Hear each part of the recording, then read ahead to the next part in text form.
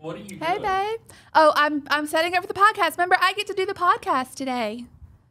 I don't remember. No, I've got a special guest coming, but I just need you to kind of test out those get all the this sounds. stuff set up? Oh, I'm good with cords and like plugging stuff in. The buttons, you might have to walk me through it here in a minute, but just put the headphones on and just test to make sure the mic is perfect, and we'll see how it goes. I'm impressed that you were able to even get all this set up. I impress myself sometimes. Let's see if the headphones are working. That'll be the key. Can you hear me? I can. Who are you recording? So you can hear me. I can hear you fine. Okay, perfect. Welcome back to the podcast, guys. We have Ron, CMR, aka Cameraman Ron. Did you like that? Was that is that how you do it? Is that what you're going to try to do? You are my guest on the podcast today. Wait, no. Wait, I'm on that side of the table for these. What do you? No, this is my good side. So if I'm hosting, then I have to be on the left side, correct? So I'm your special guest. You're always special to me. Oh, okay. That's not what I saw coming at all. Like. You know the viewers are going to love it. We're going to get the inside scoop. Cameraman Ron exposed. I did this is okay. Just so you guys know, I had no idea that she did tell me earlier in the week that she had a special guest coming in. I did not know. You didn't know it was going to be you? I did not know it was going to be me. That was not. That's I never can surprise you. That's really amazing. You definitely surprise. I mean, I'm not really dressed for a podcast either. Yes, you are. Oh, I am. I mean, this should have gave it away. You like it? Raising my husband. All right. Well, it's exhausting. Let's start. It's exhausting. Let's see if you know how to start this. Let's see if you fail right off the bat. Hey guys, and welcome back to the podcast. You've already messed up because. Do you not say hey guys? No, podcast. Sarah, you can't. Ooh, that's. You I gotta have a good jam. You gotta have an intro, man. I mean, I say it in every single podcast. If you don't play the intro, they don't even know we started. Okay, so this is us starting. Like this is happening. This is it. I mean, this is your show. I guess I was like. I hope you have something prepared because I have no notes. I have nothing. I had no clue you were planning to do that was my plan whatsoever. We're putting you on the spot. You kind of have put me on the spot. I have. And I don't have a drink. I haven't had coffee yet this morning. I've got a drink we can share, but you may not like it. It's like a fizzy orange fizzy fizz. Probably not going to roll with that. It's super good. It tastes like. Hang on. So my orange fizzy actually tastes like if Sunny Delight. I got to get I thought I was sitting down to test out equipment. I was not sitting down. No, so are you sitting? Are you feeling it? Are you in the podcast? I'm comfortable group? now. And normally I have my hat on backwards. Like I don't know my face. Do you want to put your hat on backwards? No, it's fine. Does it make you feel gangster? No. Makes me feel like I was from the 8 Mile. Isn't that a thing for you? Like you like those guys from there in the 8 Mile? Which, mind you, is 14 hours from Fenton, where Sarah grew up. 20, 30 miles, maybe, from the 8 Mile. Oh, look, I was blown away at how many people we had when we shot that video from Owasso. That was amazing. There was actually Owasso is a very, very small town. Y'all are close to my hood. Yeah. Owasso is actually a very, very small town in Michigan. Mm-hmm. So the fact that you guys were representing Owasso, I was like, okay, that was pretty cool. That was pretty wild. Cool. So, I really liked it. But it's not close to Detroit or the 8 Mile for that matter. Oh, it's similar. It's in proximity. Y'all, you saw the dirt roads we were on, guys. It's not. I'm so uncomfortable. I know right it's now. so weird. You're like, I'm on the right side. I'm on the right side. I don't know what to do with my hands. Normally, my board's over here with the left hand. Well, now you have to work the board with your left hand because I don't know how to use it. So you know what I have to say about that? What? Hang on. Oh wait, we're still rolling the intro. Sorry, that's not what it is. If you don't know how to work the board, you get one of these. I get one of these subs on a daily. It's fine. That's very it's true. fine. You really do. That is if very, I was very true. a cartoon character, I would have those noises and things all the time. I'd have stars falling out of flying from my head. It'd be great. I would kind of wish I was a cartoon She really character. would. If you guys, oh my gosh. Okay, so you know the premise of the podcast. Yeah. So I ask you questions and then we just kind of go with the flow and But we talk about normally when I do it. Again, this is your show. We can do whatever you want to do. But normally when I talk about it, I ask content creators about life off camera, not necessarily on camera. So no, I figured you're like an open book, so everybody kind of knows I really a lot of your stuff that happens in life. They know you. I feel like you're gonna have a hard time. You're like family.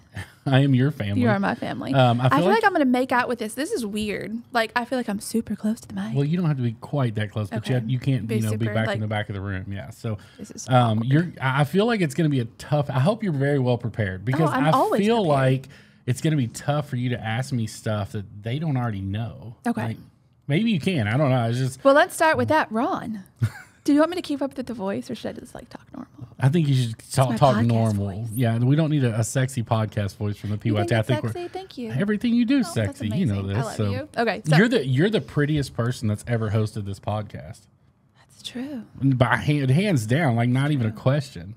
I like it. Yeah, I do too. I'm starting to settle in here. Like, are you getting comfortable? In all honesty, guys, like I don't know why I don't get uncomfortable very often, but I don't know if you guys realize this, but I prep for these for like. Oh yeah, you've prepped. I film once. Like I don't even have a notebook or like anything with me. My phone's somewhere over there, so if I get stuck, like it's like yeah, you're done. But so for me though, I prep for these like for a week ahead of time. So just to come in and sit down and.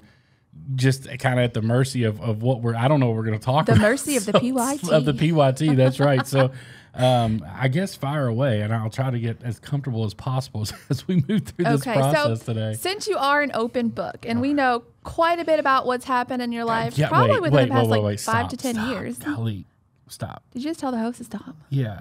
Y'all don't understand how bad. My wife... This is not a normal podcast host. This is my wife. She knows things about me that no one else knows. That's why you're my special guest. So it's like, this could turn into a podcast or a roast. I don't even know. I'm glad Melanie's not here. One of us would end up crying. It's guaranteed. Melanie will pull out those deep, dark emotions. Go visit Melanie after this. Maybe we need to go sit down with Melanie and figure out our deepest, darkest secrets. All right. Let's do this. I'm just going to listen. Tell us something that the viewers definitely 100,000% does not know about you. That's a cheap question. That you've never done on camera. That I've never done on camera. Like on the YouTube channel on camera? Anyway, like on camera. Yeah, I guess not on the YouTube channel or Facebook. On our channel. This could be pre-Facebook. On our channel, I've never sang. That's true. You've never I've done it once on Branch channel. But you all know he sings. Yeah, like everyone they knows do, but it's not something I like publicly put out there, and I'm not very good at it, but I enjoy doing it. Golly, that's a tough question because I kind of put everything on camera. Like I'm not. Right. So this could be pre-YouTube, pre-Facebook days. Like is there something big that's happened in your life? Do you have something on mind that you're thinking about? I've got a few things. You're going to have to drop a hint because like I barely remember getting out of bed this morning. Has to do with an instrument. Do they know you play an instrument or have played an instrument? I have played an instrument. I've actually played multiple instruments. So I was a band geek in high school, like 100%. I actually played the trumpet. And then in after my junior year going into my senior year, I was selected into the National Honor Band. Went to tour Europe for 8 weeks, something like that. I was over in Europe and did a worldwide tour over there. So it was actually pretty cool. I can actually tell people when you play that 2 truths and a lie game, I can say that I traveled the world as a musician, and I've actually done that. That's pretty cool. She's right. I've never played trumpet on camera. Nobody wants to hear that. No. And you were only 17. That's crazy, though. Like, the fact that you went to Europe at 17. There was only, and I was by myself. My mom was mortified. Yeah. I mean, it was. I've heard those stories. Yeah, it was. So I brought this paper home, and the way it worked, the initial process was all done based on letters of recommendation. Right. You had to go around to people. You had to find people that would willing to say nice things about you, essentially. And I was a pretty good kid. I mean, I didn't really cause trouble. So. And wasn't she like, yeah, son, you can fill it out. There's no way Necky's going to make it. Yeah, son, go on and do it. That's exactly what happened. So the first question that mom asked when I got that paper in, she said, well, how many people are applying? And I'm like, and it said on there was like 18,000 or something like that. And she's like, and how many are there taking? I'm like, I think 200. And she's like, oh, yeah, go ahead and fill it out. This is not a problem. So each stage, she got progressively more stressed. So we did the letters of recommendation. Once we submitted those, like a couple weeks went by, and I get a letter, and they're like, hey, we want you to audition for us to see if you're qualified musically to do this. So went into the band room with the director and put a little piece together, and we recorded it and sent it down to him. And mom's stress level was... The blues are up. I don't know if you guys can hear I hear the blues in my head. It's like muffled, like whoa. Yeah, it's crazy. So that roaring is the Blue Angels up flying. So mom got a little stressed when they asked me to send an audition tape. Then 2 weeks after that, I get another letter, heightened. And they're like, "Hey, you've made it into the final selection process. We want to jump on a phone call with you, do a little interview, and then we'll make our final decision." At that point, my mom didn't want me to take the phone call. She was like, just don't do it. She's like, I don't want you to be disappointed. I don't remember exactly what she said, but it was something of that nature. And literally within 2 days after we did the phone call, I got a letter in the mail saying that I'd been selected. And I remember vividly, my mom and dad worked at Ledco, and I remember vividly taking it up there, and I was so excited. You know, like Sarah said, I think at the time I was selected, I was only 16. And I was so excited. I went up there and I told Mom, I'm like, oh my God, I got accepted. Like, this is awesome. And the first words out of her, she's like, you're not going to Europe. And I was, this isn't happening. Of course, my dad had to talk her down. He was like, look, we let him go through the process. He's been doing this for 6 months. And, but yeah, it was a really cool experience. Definitely one of those deals that you look back on, and it was life-changing to see the difference in cultures, and just like musically what it meant to the people over there compared to what it meant, you know, in the United States, the band is like, right. That's the geeks, the nerds in high school. And over there, it's like that. They're the big band stuff over there. They are. It's insane. Like, we realized really quickly when we got over there that like it was a big deal. Oh, you were like signing autographs, and we were. You had posters made. Like, yeah, it was crazy. Legit. And I still have some of that stuff laying around somewhere in the house, but that was a great time back. And like you said, when you're 16, 17 years old, traveling to Europe by yourself. Yeah, that's amazing. So basically, not to cut you off, I married a guy who was in a band that traveled Europe in a band. That's kind of hot. Yeah, I mean, I guess that's pretty cool. Did. Yeah. She got the hot musician. I got the Walmart cashier. What? How did that happen exactly is what I want to know. So speaking of the Walmart cashier, like, you stalked me. I did not. Like, you stalked me for 3 months. I did not stalk you. Okay. I did not stalk you. You were a cashier at Walmart. Yeah. I was buying legitimate items to go through your line. So there was no stalking involved. I was there. You did buy flowers for another woman. I did, actually. I did. 2 days before your birthday. Yeah. Yes. Because I remember you saying, you know, these are for my friend's birthday. And I'm like, I have a birthday in 2 days. Like, you know, trying to be all like nonchalant. And yeah, it did. And then maybe it worked because it wasn't very long. It wasn't very long after that you and I went on our first date. So actually, believe it or not, I was actually very, very shy and intimidated and did not do well with talking to girls all the way through high school. I don't want to like dwell too much. It's hard to see you shy. I don't want to dwell too much on the past, but I'm like, I'd been married. Like I had a previous marriage before Sarah. And even after that, like I just did not do well talking to girls. And here you got this cute redhead working at Walmart. And I'm like, yeah, I want to talk to her. So I was just going up there and buying random stuff, just literally anything to go through her line, and just never could get up the nerve to ask her for a number or ask her out or whatever. And finally one night I was like, I'm doing this. Like we had worked in the back all day. I'm like, I'm going home. I'm going to take a shower. And I'm going to go up there and I don't care what happens. I'm going to ask this girl if I can call her. Get up there. She's not working. I was not working. I'm like, are you kidding me? So I go walking through the store and I'm like, dang, I missed my shot. Even though I know she still works there. She's not there today. Go down the bread aisle and there's Sarah and her mom shopping. She had already gotten off for the day and they were up there actually shopping. So still didn't ask her for her number. No. But I did go home and call her. Now, if you're wondering how that works out, I actually worked part-time at a Little Caesars there in Shelbyville. And we ordered a lot of pizza. And her brother ordered a lot of pizza, and I knew who her brother was. And I just pulled her number off the computer and called her that night. And it was like, hey, I'm the creepy guy this is that comes the to Walmart guy. Like, that was my response. This is the Walmart guy. She literally looked at me and she's like, this is the Walmart guy. And I was like, oh. That's not what I wanted you to say. Like, but you stepped up your game. Like, the proposal, like our proposal was legit. Like, I didn't really know it was happening. Kind of go through how'd you propose to me? Like, yeah, okay. So this is going to be the love story of PYT and Ron. I guess is what we're going. So we'll just go through stages. I might throw in some other stuff in there. So yeah, I wanted it to be really special because I mean, obviously she was a special lady and is no, but I'm joking. Yeah, I'm joking. You can continue. I tell people all the time because people that know us and know us in real life and.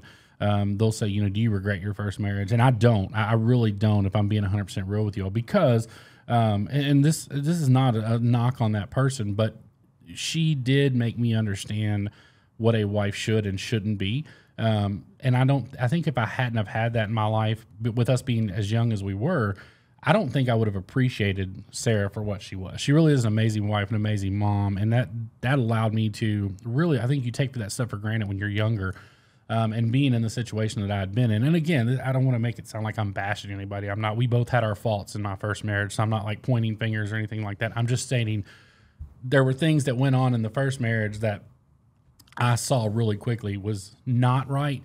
And then I saw what Sarah brought to the table as a wife, and it was night and day difference. I mean, we lived together before we got married. I told her. I was like, because I will say this. Live with you first. Yeah, I will say this. I told Sarah because, and again, I don't want to get too into it, but it was like a light switch went off when I got married the first time. It was two totally different people from when we dated to when we moved in together. And I told Sarah, I'm like, hey, if this makes you run away, I'm like, I totally understand, but I need you to understand where I'm coming from. I won't marry you unless we live together first, because I'm not putting myself through that. And honestly, we tell our boys that. Like, we honestly would prefer them to live with somebody first before they got married. And times are different. Like, I know back in the day, yeah, you didn't live with the person before you married them, but times are so different. You almost have to. Yeah, I mean, people are so different from what you see on social media, especially today with social media. I mean, you see, you have to know that real person. Yeah, for sure. But anyways, back to the proposal. So I had this idea that I guess I just didn't want to make it quick for myself. So I actually started writing letters, and I put these little heart stickers on them. And she found these things everywhere. And it said, "I know something you don't know," with a little red heart, white envelope. So if I didn't assume they were from him, that'd be really kind of creepy. Yeah, because if you think back, I'm like, oh, it could be the stalker continues. But the first one I gave you. Yeah, the first one you gave me. The first one I handed to her. Had you not, I probably would have been a little concerned. Yeah, and after the first one, I never gave her another one. She ended up with about 30 of those. I found one at a store in a mall on a painting. Yeah. But each letter came with a scavenger, basically. A word in the envelope and a scavenger to find the next word. Yeah. So I had to piece the words together until finally it said.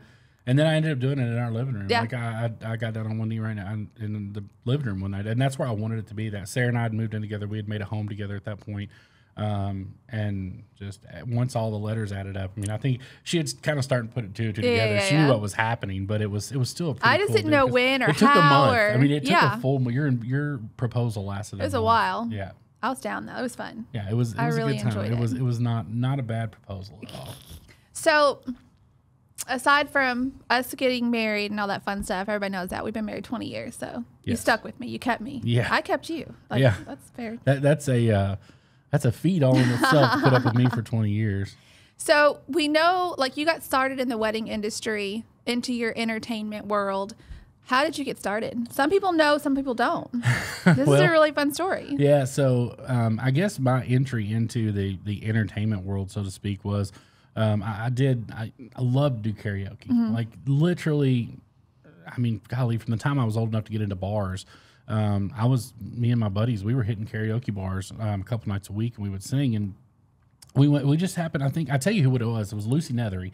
Yep. She called me one night and she was like, hey, had a karaoke guy at the Moose Lodge. The Moose Lodge. You guys heard that right. And they're like, had a karaoke guy that canceled on us. Do you think there's any way you can come up here and run the board tonight? She's like, super simple. She's like, I know how much you love karaoke. She's like, would you be interested in come up here and do it? And I was like, yeah, I can probably hammer that out.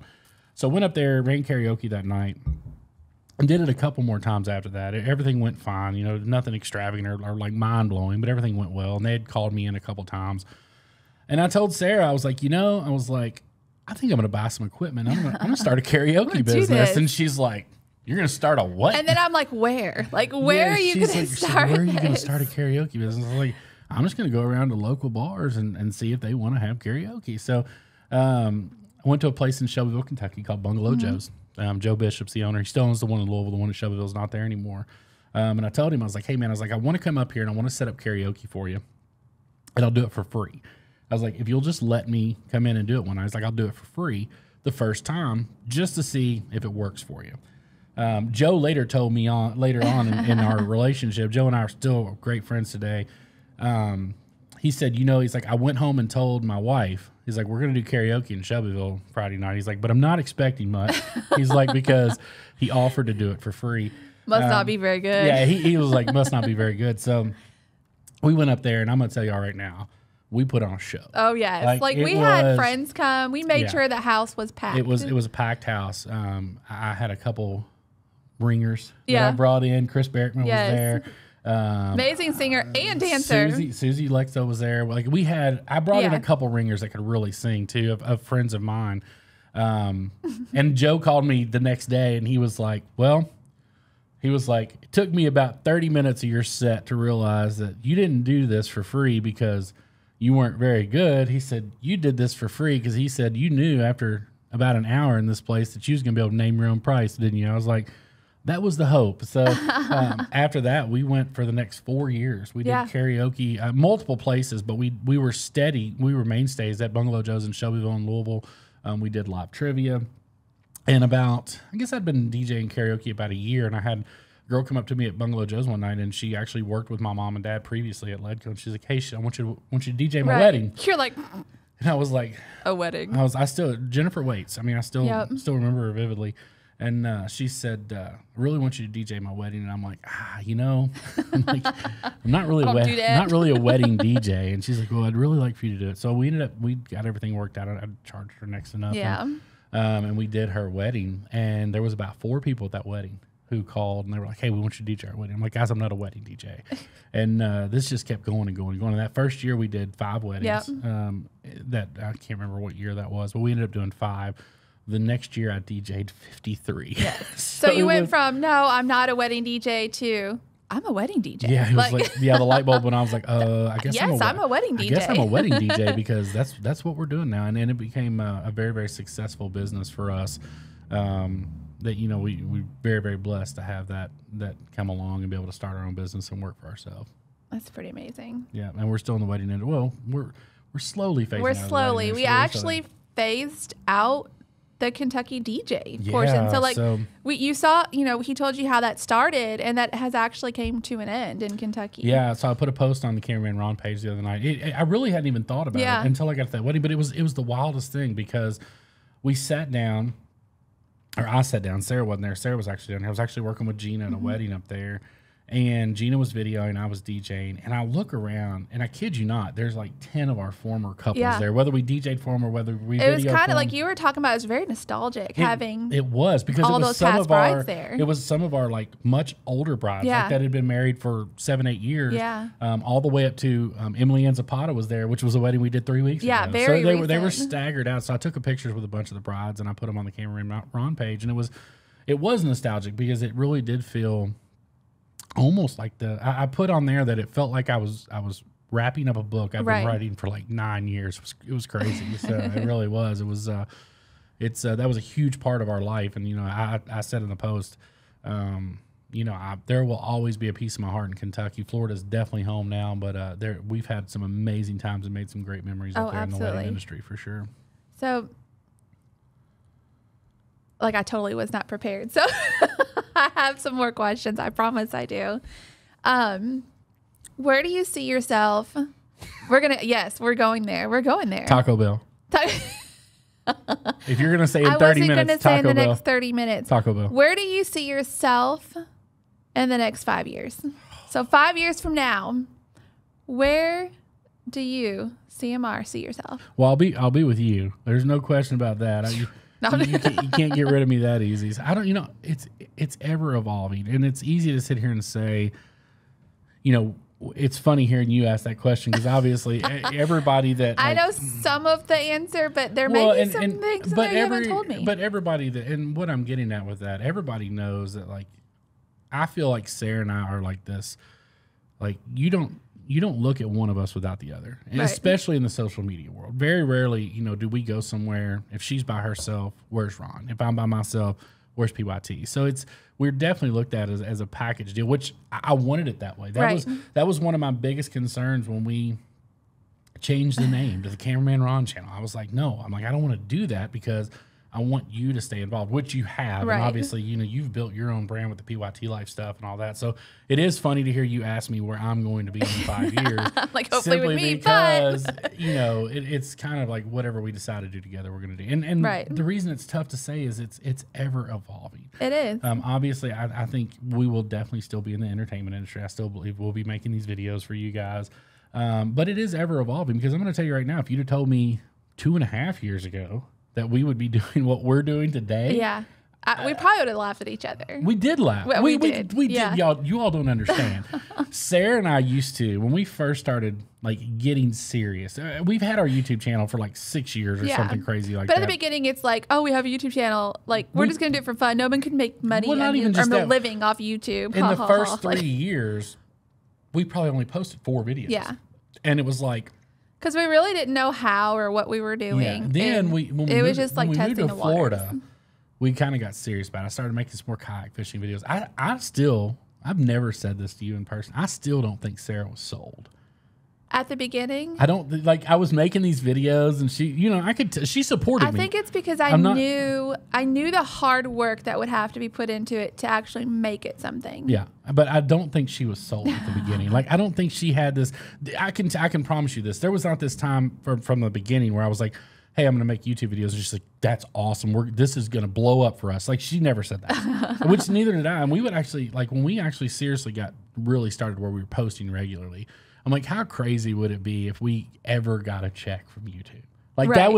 We laughed about that laying in bed one night. I was like, how crazy would it be if we actually got a check from YouTube? I was like, I don't care what. I was like, I don't care if it's $20. You know what's really funny about that is, like, so when it came to the point where we finally got our first YouTube check, he's like, I don't think I'm going to cash it, like, because I want to keep it and frame it. And I'm sitting here thinking, you still want the money though, right? He's like, no, I'm not going to cash it. I'm like, dude, they have Snap Deposit now. You can keep your check. Which turned out we didn't even get a check. And everything's done direct deposit. Right. I was like, I had this grand vision of, like, me opening my first envelope from Google, and there was a check in there, and it was like, that's not the way it worked. Like, you thought you would go back to, like, we were talking about cartoons, and you were going to open it, and, like, it would be like, and the butterflies were going to come out, and the birds were going to sing. That's not what happened. I could have been singing for you, but nobody needs that. Nobody needs that in their life. Like, you have it more than you want in your life, but no, I like to hear you sing. You don't have to be good at it for me to like it. That's true, and I sing over random stuff. So yes, she does. Like, super random. So we've talked about the past. We've talked about some things in the present as far as your entertainment industry and stuff. I haven't talked about anything in the present, just the future. The future? You asked me what I'd be doing in 5 years. We did some of the present stuff. Oh, okay.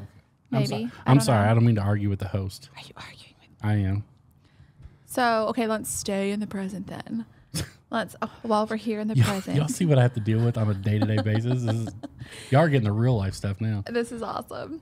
So with you being in the entertainment, content creator industry, you're away from home a lot sometimes. I am.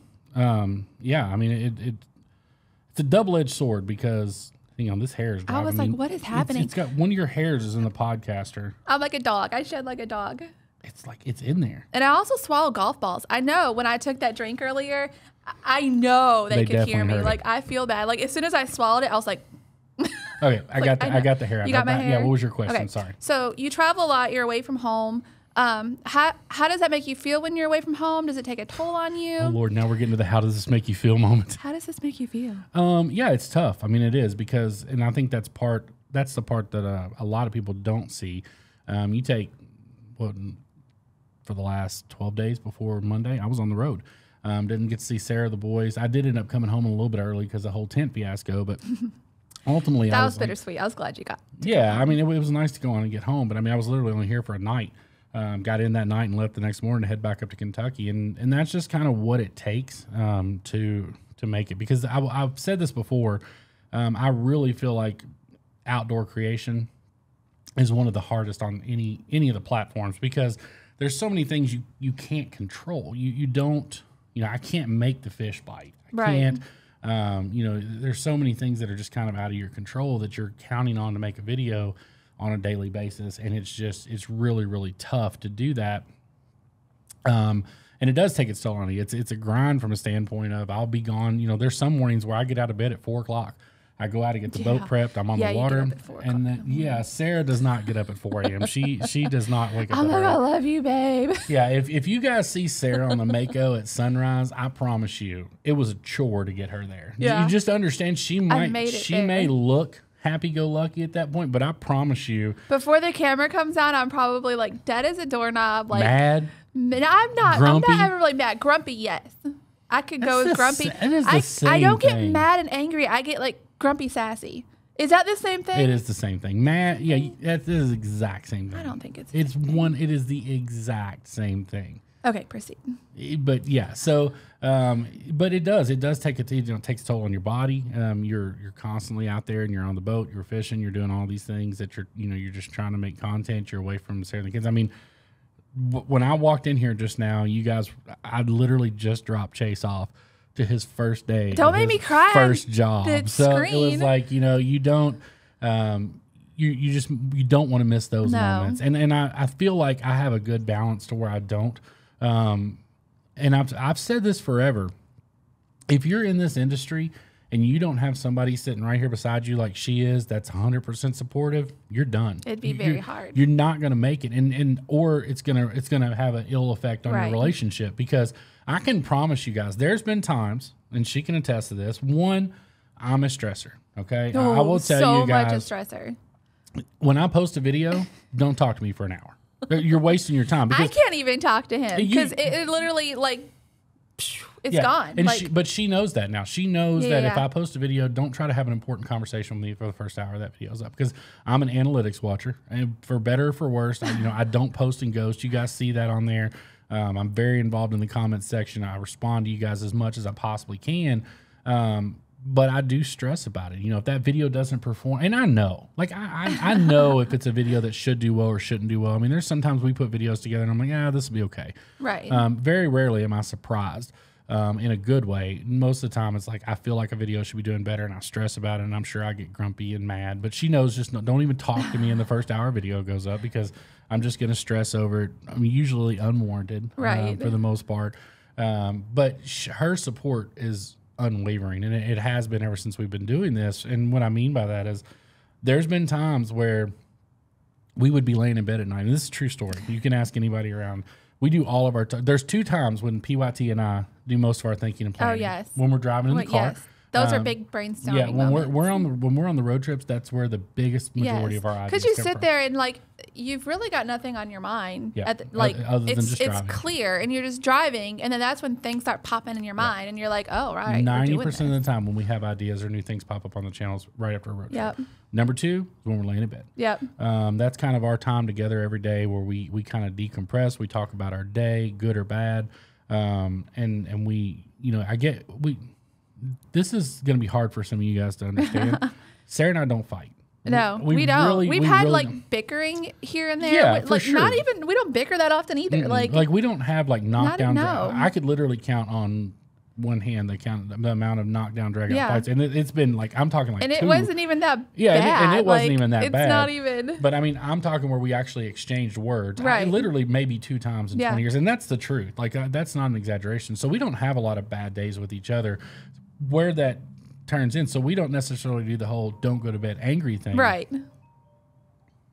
I didn't silence my cell phone. You didn't silence your phone. That is that's a podcast. That's podcast fail number 1. Snap. Like just straight up didn't. I'm sorry. I mean, do you need to check it to make sure it's not landing? Or? I mean, I probably should, but I've got like stuff connected to me. Dun, dun, dun, dun. Do I just unplug it? No, just take them off. What are you doing? But they'll see like helmet hair. That's fine. You need So Sarah's going to take a break and go check on Landon to make sure that that's not him, because he is home by himself because Chase is at work.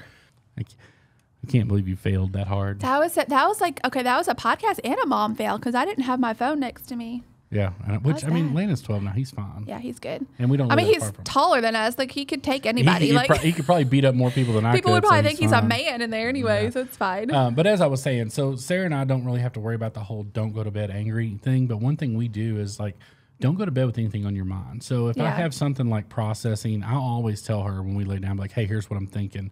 And there have been many times where we've gotten in bed and I was like, I'm going to go to South Florida tomorrow.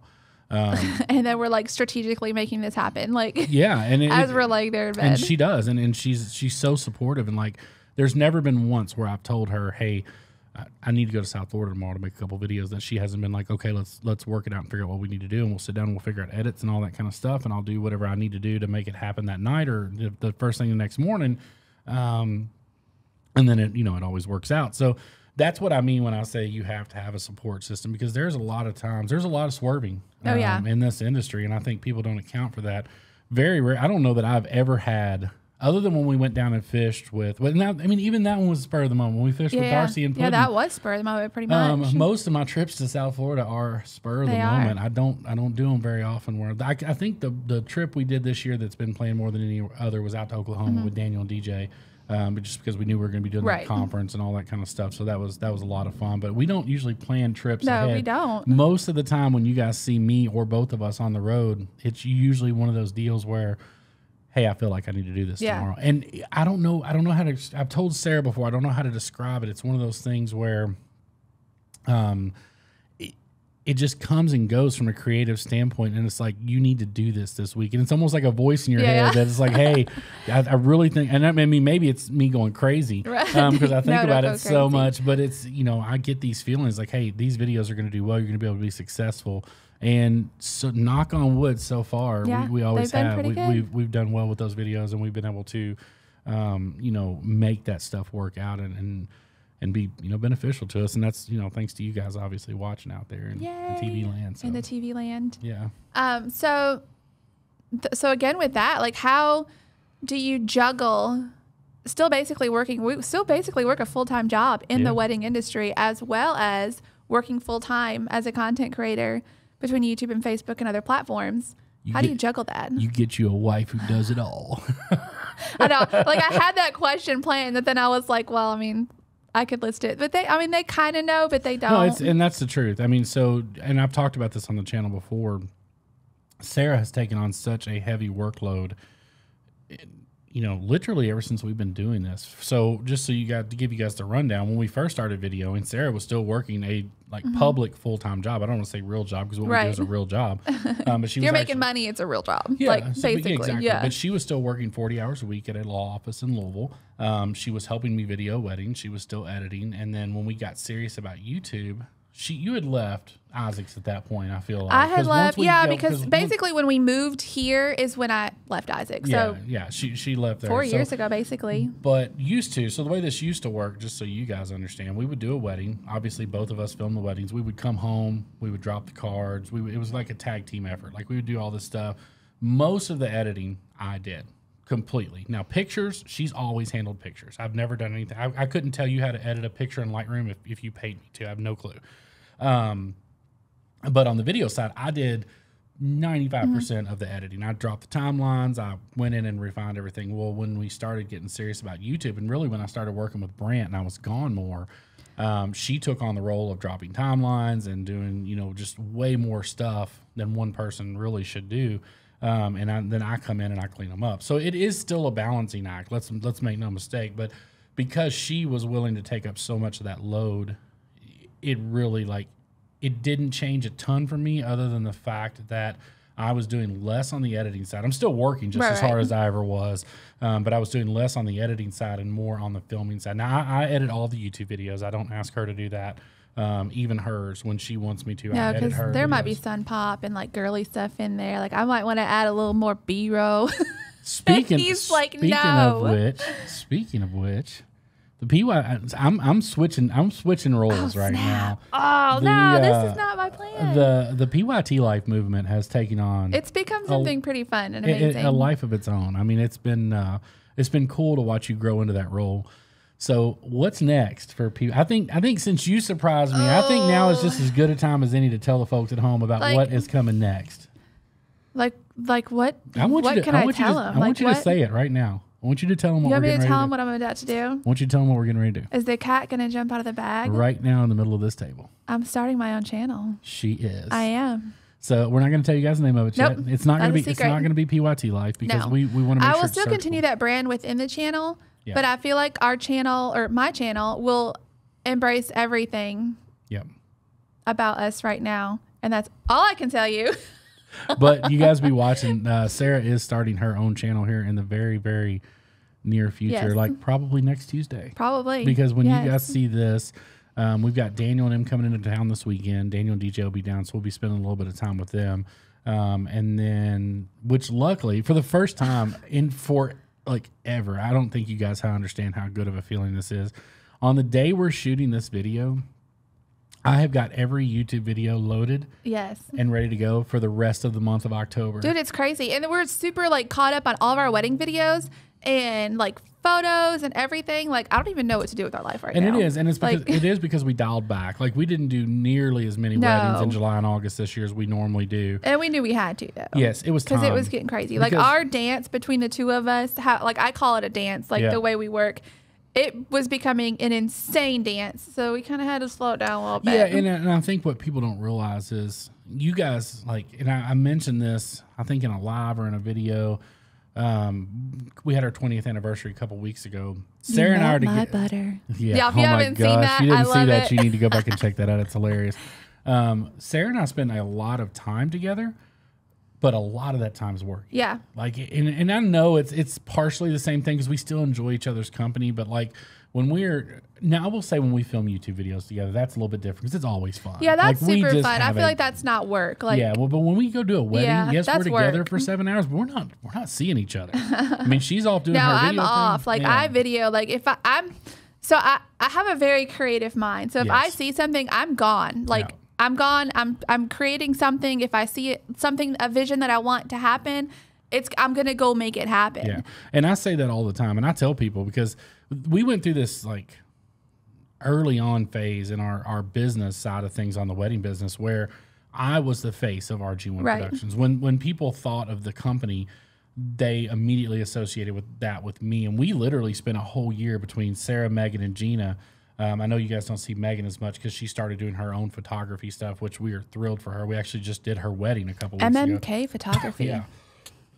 But we spent a whole year breaking this mantra of people wanted me there, whether it was video or on the DJ. Now on the DJ side. Actually, I can say this now because it's over and it's funny and they loved me and they loved what I produced for them.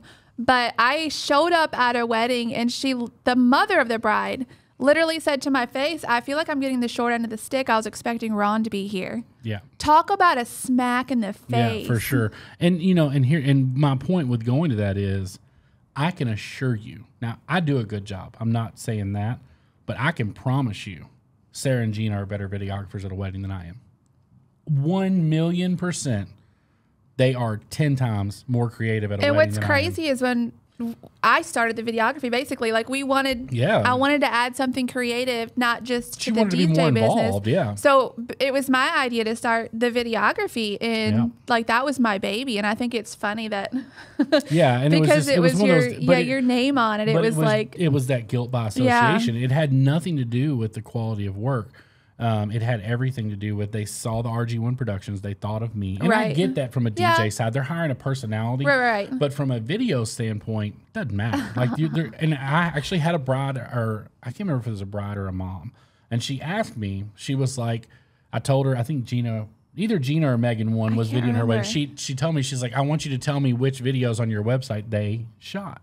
Yeah. And I said, I want you to tell me. And she kind of looked at me weird. And she's like, well, I can't tell the difference. And I'm like, I think you just answered your own question. Right. I'm like, if you can't tell a difference, does it matter? And you guys have to understand, Megan and Gina have been with us pretty much since the beginning. When we started taking on more weddings than what we could do ourselves, the second year we brought videoing. Megan on, and then we brought Gina on. Yeah, and it's been, they have been all in with us ever since. Yes. And you can ask either one of them. I hate the word employee or boss or anything like that. You work with us. We're team members. And I will correct people at a wedding. Like, we'll be at a wedding, and I'll be DJing, like, oh, does the videographer work for you? No. Like, no. Like, the videographer works with me, but she doesn't work for me. I've always been big on that because we built a pretty special team. We even have Paige now, like here in Pensacola, Florida. We have and Paige is she's amazing. She's got another creative, crazy mind. I love it. Yeah, and we've been so blessed, like with the people who've stepped. I don't know. I've had one person that helped me DJ that didn't stick around. And like that's it. Yeah, that's like it. Everybody we've ever onboarded with the video side, like they're here. Like they're still. I mean, I can call Megan today and be like, "Hey, do you want to work a wedding?" And if she doesn't have something scheduled, she's gonna be all over. Oh, absolutely. Like we've literally become family. They're basically sisters. Yeah, Megan and Gina are like our sisters. Yes. They really are. And people, it's always funny because like Gina and I worked a wedding the other day. Gina and Sarah are actually friends from high school, so they've known each other a long, long time. But I get asked more time, and it's just because they're both redheads, and you have to understand that. Most of these people don't know us personally. They've only seen a picture here or there. And I get you and Gina both get called my wife more. We do. It's and funny. Sometimes like I don't even argue. Like, yeah, she's like, where's your wife? And she's over there. It'll be like the third time they've asked me, and I've told them that she's not my wife. So usually you get 2 times, and then after that, you're just gonna have to think you're like, she's over there with camera. It's fine. That's pretty much it. Like literally, the coordinator asked me, and this is no knock on the coordinator. It's just funny. She's like, so where's your wife? I was like, well, she's up there with the girls. I was like, but that's actually not my wife. And she's like, oh, okay. And she like walks off or whatever. And then it's like, we get ready to do the ceremony. She walks up and she's like, so is your wife going to be down here? And I'm just like, yeah, she is. She's already down there filming. Just let's roll with that because you know what? Work wife rules. So there we go. Dude, I need to get a work husband. You do. You have tall, dark, and handsome. That's true. I do. That's fine. That'll do. I don't know why it's not. I mean, Sarah's always been involved in the process of bringing these people in. So it's not like There's never any guys. Like, I feel like, I don't know, like lately, there's more women that are interested in video and photography. And we even have more DJs that were women that wanted to get on board than men. So it's crazy. It is. Go ladies. Yeah, for sure. And I mean, it doesn't matter to me, but I mean, Sarah's always involved in the like who we bring in and whatnot. And it's not like I wasn't looking. No, I'm joking. Well, exactly. And what's crazy is though, so the funny story about Paige, when Paige came on board, Megan actually found Paige. Megan. Yeah, we can actually thank Megan for that. She was up here to film a wedding down here. I'm directionally challenged. You can't go any farther down over here than what we are. That's true. There's the water right there. So. You'd end up in the water. Yeah. That's not a bad place to be. No. But Megan was down filming a wedding. Sarah's on the struggle bus. And she was at a boutique downtown and ran into Paige. Paige was like, hey, what are you ladies up to? And Megan told her she's going to film a wedding. And Paige is like, oh, that would be awesome. I'd love to do that. And she gave her our contact information, was like, they're always, want people to help. And well, I mean, today we have a photo shoot with a subscriber tonight. But today we're actually going to talk to a young lady who is the sister of one of our boudoir models. Yeah, and she's very interested in learning photography and videography. Yeah. She has a camera. It's kind of like how we started. We bought cameras and we're like, now what? How do we use these things? It was the funniest thing ever because we went out and I spent like $8,000. Yeah, we invested our DJ money into the photography business, and we went out and got all this equipment, and then we laid it down, and we're like, now what? Yeah, we videoed our first wedding. When I got back, I had like 6 hours of footage. Yeah, we did our first 3 weddings for free because it was for brides that didn't have a videographer that you were already DJing, and just so that we can learn how to do it. Had no clue how to edit. No clue how to edit. Got back and had all this footage, and I'm like, what have we done? Like, what? I didn't even know. I wonder what the photographer was thinking back in the day. Those first 3 weddings. Luckily, it was Megan because most of them were Megan. Yeah, Megan Tindo was the photographer, so she knew. She knew. She was a friend of ours. So we were very green. Yeah, which is not a problem because I mean we definitely found our way. Yeah, I mean there's no question about that. We were super confident though. Like I think if people didn't know that we didn't know what we were doing, I don't think they really knew that we didn't know. Because, I mean, obviously the product has gotten better. Yeah. I mean, for sure. I will tell you that it didn't take us but about... Well, that's no different with YouTube. Our first couple YouTube videos are way different than they are now. Oh my gosh. I mean, even a year. Yeah. Like I was kind of flipping back through and looking at a year ago when I first started working with Brant and Matthew and those guys. And just to see how far we've come just being on camera. You just grow. Like there's so much growth when you do something you love and you can grow. Like it's just insane to see that growth. Yeah, and I think the biggest mistake I made when I first started, obviously Sarah wasn't as involved in the beginning as I was, but I think I was trying to be somebody on camera that I wasn't. And I think that was really, I think the fake was showing I think that's easy for people to do because they're like, okay, I can be be somebody else on camera. That's kind of like an outlet for them. But at the same time, like viewers know if it's fake. They know. Literally, like I could show you guys a video. It was the funniest thing I've ever seen. Like I laugh every time. It was the first video I ever had that like really felt like it took off a little. Right. And it was when I put the trolling motor on the Native, and the video did really, really well. We only had like 600 subscribers, and I went back and I watched that because it pops up every now and then, and I'm like, welcome to Crossroads Media.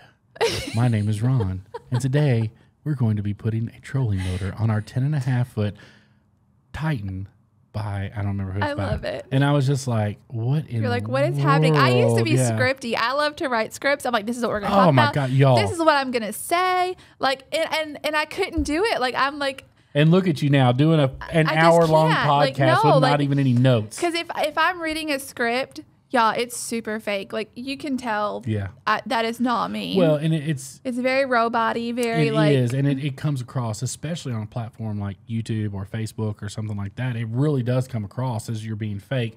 And I don't know that you're attempting to be fake. I think you're trying so hard to pronounce things right and to like make sure you don't stumble over your words. It took me a long time to figure out that it's okay to be like, crap, I don't know what the heck I'm saying right now. And that's like me. I'm like, okay, it's okay. Like, I can sing if I want to. Like, and it's okay. Yeah. Like, people want I can say like stupid stuff, and it's okay. People want that real and that raw, and when you give it to them, I mean, that's really, really what sets channels apart from channels that struggle to grow. I said it when I did the podcast with John a couple videos ago. Of course, we had the one with Brant last week, and then this one, but I told John, in the fishing world, so many times we get caught up in catching the hero fish, right? Like, you got to catch the hero fish to make a video. I'm still waiting for my hero fish. You caught a giant bull red out in the bay. Like, I don't know what more you want than that. Like, you almost beat my PB. I would love for you to catch one of those, but it'd probably pull you over the edge. That's true. But people watch. It doesn't matter what genre you're in. Doesn't matter whether you're in gaming, whether you're in outdoors, travel, finance, whatever genre or niche you're filming in for social media platforms. They're there for you. Right. Through and through, they are there because of your personality, because they like watching you, you're tolerable to them, whatever the case may be. Well, that's the same for us. Like, there's some people I love to watch on YouTube. No names. I won't drop any names, but there's some people I cannot. Like, I can't. I've tried. I just can't. They don't do it for me. Yeah, and I mean, and that's not a problem. And I mean, I've said that before. Like, I've told people, they're like, "Well, I can't watch you." And it's like, hey, don't then. I don't want anybody. Like, I'm sure that I annoy the crap out of some people. Yeah, like I can be goofy and spazzy and fun at the same time. A lot of people love that, and some people don't. That's okay. There's another person out there doing a straight-laced podcast right now who is, more to your liking. I promise you that. But, there are plenty of people who like what we do, which we are so appreciative of because we enjoy the heck out of it. So it's like, we want to continue to do what we're doing. But it's letting your personality shine through on camera, being who you are and not coming across as that's just fake. like out in the world. Like, there's people you like and there's people that you like less. I won't say that you don't like them. I love everybody. I got people I don't like. I'll tell people I don't like them. I only like 8 people. It's I'm just joking. Can I say, like, because we're in the wedding industry, like, I don't know if this would hurt anybody's feelings or not, but there's some brides and grooms that have like 12 people in their wedding, like 12 women on one side, 12 men on the other side. Dude, that's a lot of people. Like, I think we had 3 each. I don't know if I don't like 12 people. I don't have 12 people close enough to me that I would be like, you're in my wedding. Yeah, like, I think that's a fair statement. I mean, maybe more so now. Now, maybe, yeah. But I mean, like, I could sit here and list off the people that we would have in our wedding. Like, I guarantee I could name both of our sides. I guarantee you could, But I guess some of those would be like sororities or something, like fraternities. For sure. I mean, and I get it. Like, I mean, we've been in that phase, though. So used to, like, the status quo was 3 to 5. Right? Yeah. Like, you'd have 3 to 5 bridesmaids, groomsmen. That was it.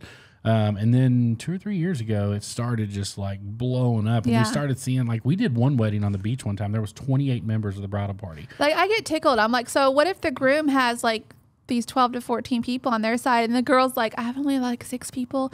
Can you rent a bridesmaid? Like, how does that work? We have done weddings before where I was convinced that, I've been convinced. And here's why. Like, nobody has that many beautiful friends. Like, they were gorgeous. We've done weddings before where the bride and groom are just drop dead gorgeous, both of them, just beautiful people. And then you look down the line, and I kid you guys, it looks like a GQ magazine on the right and Vogue magazine on the left. I'm like, you're not going to tell me they didn't go out and hire all these models to be their groomsmen. And they had to. And here's my thing. I'm telling you right now, if me and Sarah ever get married again, I'm going to find my 5 ugliest friends. Make me look good. And I'm going to put them up there with me so I look like the best one. I don't understand going out and hiring or like getting people prettier than you to be in your wedding. Right. Like, don't do that. I mean, if it's your real family and friends, that's fine. But don't go out and get people prettier than you. Like, that's don't do that. Nope. Don't do that. No, I feel like that's another show. Like, that might be another podcast. I'm hoping you don't ever surprise me, like, because I'm not lying to you. For the first 5 minutes of this, were you scared? I was not scared. I was uncomfortable. Like, so I have other questions, and maybe for another day. No, we're fine. We got a couple of minutes. I don't even know. We got to keep it under an hour, but we can do let's do the lightning round. I'll try to keep the answers. I'll try to keep the answers quick. I don't know if I have a lightning round. Let's that like spat off like. No, you just asked me the questions really you wanted to ask me, and I'll keep the answers short. This will be a fun one. No, they might not know. Who's your favorite YouTuber out on YouTube now? That's not in like your circle of YouTube friends. Oh, that's not in my circle of friends. Dang, that's close. We've got a lot of friends on the platform now. Flair. Definitely Flair. Flair? Yeah, for I could sure. See that. Yeah. Because I have talked to Andrew, but I would not consider him in my circle of friends, but I'd say definitely Flair. Okay. If there's something that you could do on your channel that you have not done yet, what would it be? Or would that be like a... No, that's a great question. Something I could do on the channel that I haven't done yet. What would it be? Oh, let's see. Come back to that one. Ask me the next question. I'm going to think about that while we're moving here. I stumped you. You did. What is your favorite video you've ever filmed and put on YouTube? Hands down, the offshore trip with Bearded Brad. That was a fun video. That was an amazing video, and I was so happy to be there for that one. Yeah, that was a really good one. Not even a question. That day was effortless. The video was just...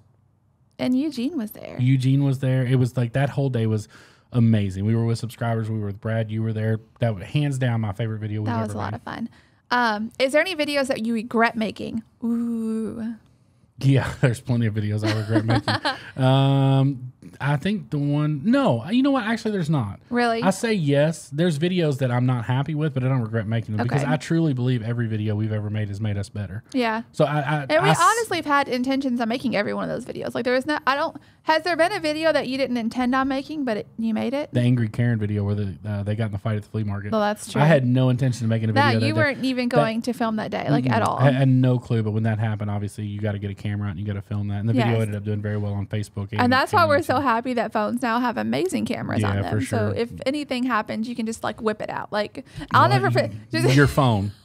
You can whip your phone out. Yeah, just whip your phone out. Guys, don't listen to her. You can just whip it out. Anytime you want, just whip it out. No. I'm making a shirt made that just whip it out. Just your phone. That's all she's talking about, guys, is your phone.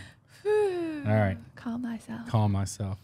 You got 2 more questions. Do you want to go back to the one or no? Well, not yet. You're scared. I just don't know. I'm like still thinking about it. Actually, no, I'm not. If I could make videos about it, it would be gaming. There you go. You've never made a gaming video. And the only reason is like, this is a guilty pleasure. You guys are going to be blown. I love to play Farming Simulator. Like, I don't know why. Like, I have no clue, but I love playing Farming Simulator. I think it's one of those, I don't know if you've like followed this thing on Instagram or stuff, but it's called Satisfying Funk. Yeah. Like that's just one of those satisfying things in life to watch. It helps me unwind. Like, I mean, it really does. I couldn't play it, but I've literally sat there and I've stared at the screen. Yeah. Like, and gotten to a daze watching this little thing like plow a field. I'm like, that's why. It's the most monotonous, dumb game in the world, but I mean, that's my guilty pleasure. I wish I could make videos playing it. Satisfying fun. Next question. I like it. So my next question is, I think you're stumping me now. Okay, good. That's not a good thing. Do you have any questions for me before we wrap it up? Who's your favorite, me or Eugene? Oh, probably you. But no. Why did you even have to think about that? It's definitely you. Whatever. I do. You're my favorite. All right, you got to wrap it up. The best. What is it? The greatest of all time? You're my goat. I actually got called the goat a couple times in that Cameraman Ron post about the wedding. Yes. They called me the wedding goat. I was like, heck yeah, I am. So you want me to wrap this thing up? It's time to wrap it up. Like wrap it up? Yes. We finished the podcast. You're not going to rap. You're not going to sing. Dang it. I was going to start. I thought you were dropping me a beat. Like I was going to wrap it up. I was not dropping you a beat. Here's what I can do for you, though. Okay. Hey, guys. I love this. This is amazing. I'm so glad you joined us on this podcast. Oh, that was phenomenal. This is awesome. I'm gonna cry. I knew that would get her tickled. Guys, thank you for joining us on the podcast. Guys, I truly hope you enjoyed this one. Again, shout out to the PYT for stumping me because obviously we had no way of knowing that was going to happen today. Enjoyed sitting down with you. Thanks for asking me some very personal questions today. But guys, we can't wait to see you on the next one. Hope you guys are enjoying these. Can't redo on the podcast. We upload these every Wednesday at 4 o'clock. Again, we know podcasts aren't for everybody. If they're for you, we greatly appreciate you. They're super fun to do. They are a lot of fun for us. We enjoy doing them. So we're going to continue doing them. But again, it's our Wednesday upload. If you don't like them, we don't want you to sit around and watch something you don't like. Just wait till Thursday, and there'll be another normal video out. Guys, can't wait to see y'all on the next one. Y'all take care, and we'll see you soon.